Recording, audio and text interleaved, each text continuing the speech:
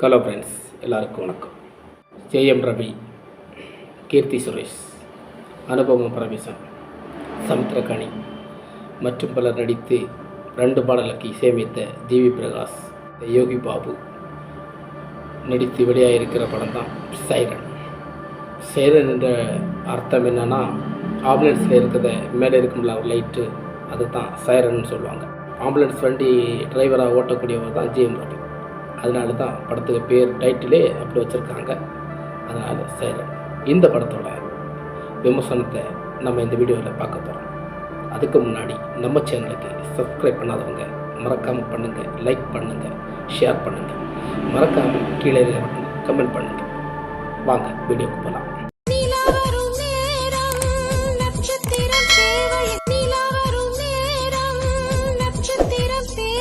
Siren ஒரு thriller, ஒரு crime story, ஒரு சினிமா தான் சைரன். படம் கொஞ்சம் ஸ்லோவாக இருந்தாலும் படத்துடைய சில கருத்துக்கள், ஒரு டெக்னிக்கல் எல்லாம் நல்லா அமைஞ்சிருக்கு. வசனங்கள் நீ பண்ணியா இல்லையா சொல்ற? நான் ஒன்றும் உங்களை மாதிரி இல்லை மேடம், விசாரணைன்னு கூட்டு வந்து கொலை பண்ணுறதுக்கு. படத்துடைய திரைக்கதை எல்லாமே நல்லா பண்ணிருக்காரு. சில குறைகள் இருந்தாலும் அவருக்கு இன்னொரு படத்துக்கும் வாய்ப்பு கிடைக்கிறதுக்குள்ள வாய்ப்பு, திறமை, டேலண்ட்டு எல்லாம் இந்த படத்தில் அவர் எடுத்து சொல்லியிருக்கார். அதனால் அவர் மீண்டும் வாய்ப்பு கொடுக்கறதுக்கு வாய்ப்பு இருக்கு. கண்டிப்பாக படம் ஓடுதா இல்லையோ, ஆனால் இந்த டைரக்ஷனுக்கு திருப்பி ஒரு படம் வாய்ப்பு கிடைக்கிறதுக்கு வாய்ப்பு இருக்கு. அப்படி இந்த படத்தை கொஞ்சம் அனுபவமாக எடுத்திருக்கிறார். படத்தில் முக்கியமாக சொல்லணும்னா வசனங்கள் நல்ல கருத்தாக இருக்குது. படத்து கதைக்கு வருவோம். ஜெயம் ரவி 84 வருஷத்து ஒரு தண்டனை அனுபவிக்கிற ஒரு ஜெயில் கைதி தான் ஜெயம் ரவி. அவர் பரோலில் வெளியே வர்றார். அவர் பரோலில் வெளியே 2 வாரம். அந்த 2 வாரம் தான் இந்த படத்துடைய கதை, திரைக்கதை. அந்த 2 வாரத்தில் நிறைய கொலைகள் நடக்கி, தவறுகள் நடக்கி, அது அத்தனையும் இவர் தட்டி கேட்கறது, ஒரு உணர்வுபூர்வமான சில விஷயங்கள் இவருக்கு தோணுகிறது. அது தோண வேண்டிய ஒரு முக்கிய காரணம் என்னென்னா, 14 வருஷம் ஜெயிலில் இருந்தாலாம்.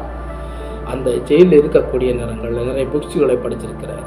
அதில் மனுஷனாக வாழ்ந்தால் நல்லவனாக வாழணும் அப்படின்னு உள்ள ஒரு எண்ணங்கள் அவர் மனசில் பதிஞ்சனால தான் இந்த கொலைகான சில விஷயங்களை இவர் தட்டி கேட்கணுன்ற ஒரு சூழ்நிலை ஏற்படுது.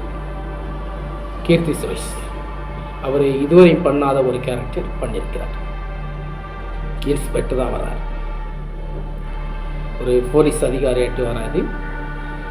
அவர் பெரிய ஒரு அதிரடியான ஒரு போலீஸ் ஆக்டராக நடிக்க முடியவில்லை என்றாலும் அவருடைய ஸ்கோரை கரெக்டாக சுமாராக பண்ணியிருக்காரு.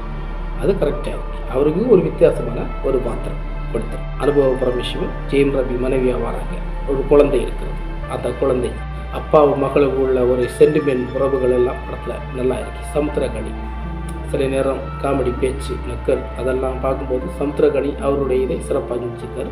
முக்கியமாக யோகி பாபு காமெடி பக்கா பயங்கரம். அவர் எல்லா படத்துலையும் செய்கிற ஸ்கோரும் இந்த படத்துலையும் பண்ணியிருக்கேன். யோகி பாபுவோட ஒரு காமெடி எல்லாம் நல்லா இருக்குது, நல்லா வந்திருக்கு இந்த படம். இந்த படத்தை நல்ல படமா இல்லை சுமாரான படமா, அந்த ரேட்டிங்கில் நீங்கள் கேட்டானா, என்னை பொறுத்த வரைக்கும் ஒரு படமாட்டி இல்லை, ரொம்ப மோசமான படமாட்டி இல்லை, சும்மா அந்த மாதிரி ஒரு ரகம் இந்த ஜெயம் ரவி படத்துக்கு நமக்கு கொடுக்கலாம். திரைக்கதை அமைப்புகள் நிறைய ஒரு கிரைம் ஸ்டோரியாக போகிறதுனால மக்களை அப்படி கிரைம் ஸ்டோரி படங்களை விரும்பி பார்க்குறவங்களுக்கு இந்த படம் கண்டிப்பாக நிறைவாக பிடிக்கும். ஏன்னா படத்துடைய கிரைம் ஸ்டோரி அந்த மாதிரி இருக்கிற படங்கள் விரும்பி பார்க்குறவங்களுக்கு இந்த படம் எனக்கு கண்டிப்பாக பிடிக்கிறதுக்கு வாய்ப்பு இருக்கு. ஹலோ ஃப்ரெண்ட்ஸ், இந்த விமர்சனம் இது மீண்டும் நீங்கள் இதோட திரைக்கதை விளக்கங்களை பார்க்கணும்னா தேட்டருக்கு தான் போய் பார்க்கணும். அதிகமான விமர்சனங்களை நமக்கு டிவியில் சொல்லும்போது தேட்டருக்கு ஆட்கள் போகிறதை தவிர்த்து விடுறாங்க. இந்த வீடியோ உங்களுக்கு பிடிச்சிருந்தா மறக்காமல் நம்ம சேனலுக்கு சப்ஸ்கிரைப் பண்ணுங்கள். வணக்கம்.